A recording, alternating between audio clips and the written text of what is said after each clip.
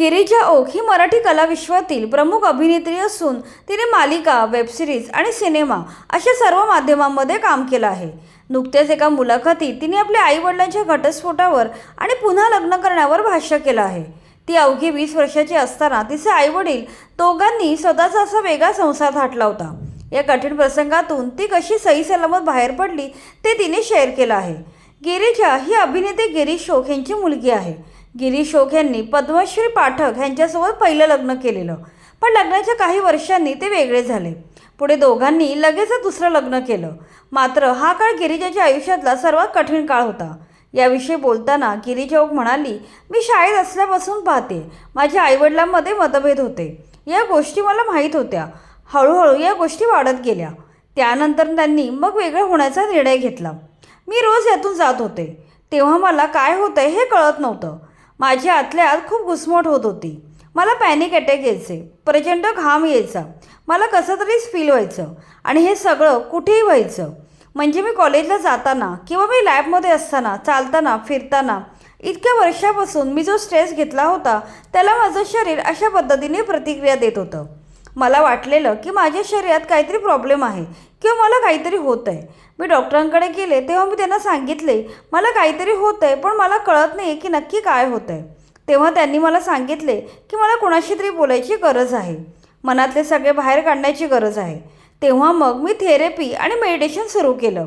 यानंतर मी थोडी नॉर्मल झाले. मात्र पुढे अजून अनेक प्रॉब्लेम येत होते. पहिल्यांदा आईने दुसरे लग्न करण्याचे ठरवले. लगेचच बाबांनीही दुसरे लग्न करण्याचे निश्चित केले. तेव्हा माझं आणि सुरुचचेही नाते फुलत होते. या काळात मी आईच्या दुसऱ्या लग्नाला पूर्ण पाठिंबा दिला. तिने पुन्हा एकदा आपलं आयुष्य उभं केलं. स्वतःचं सुख तिने आपल्या हातून घडवलं. घटस्फोटानंतर उगाच मी एका कोपऱ्यात पडून राहते असा विचार तिने केला नाही. तिने स्वतःचं नवीन घर, नवरा, मुलं ह्यांच्याबरोबर नवं नातं निर्माण केलं. माझ्यासमोरच तिचं लग्न झालं. मी तिच्या लग्नात साक्षीदार म्हणून सही केली होती. कालांतराने बाबांनी दुसरे लग्न केले. लगेच माझेसुद्धा लग्न झाले.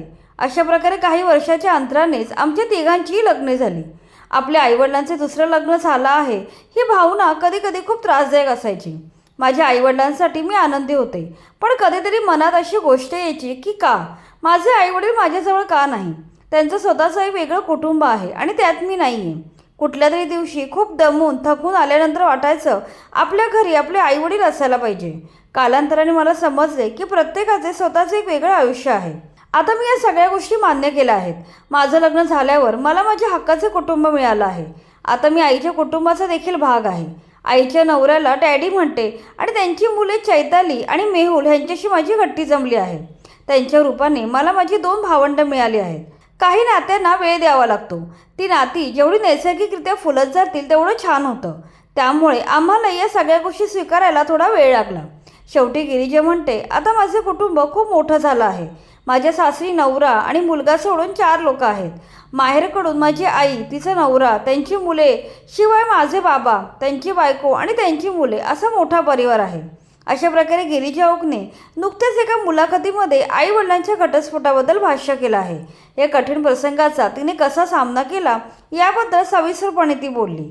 या काळात तिची काय अवस्था झाली होती आणि कशी तिने या सगळ्यांवर मात केली हे देखील तिने स्पष्ट केलं.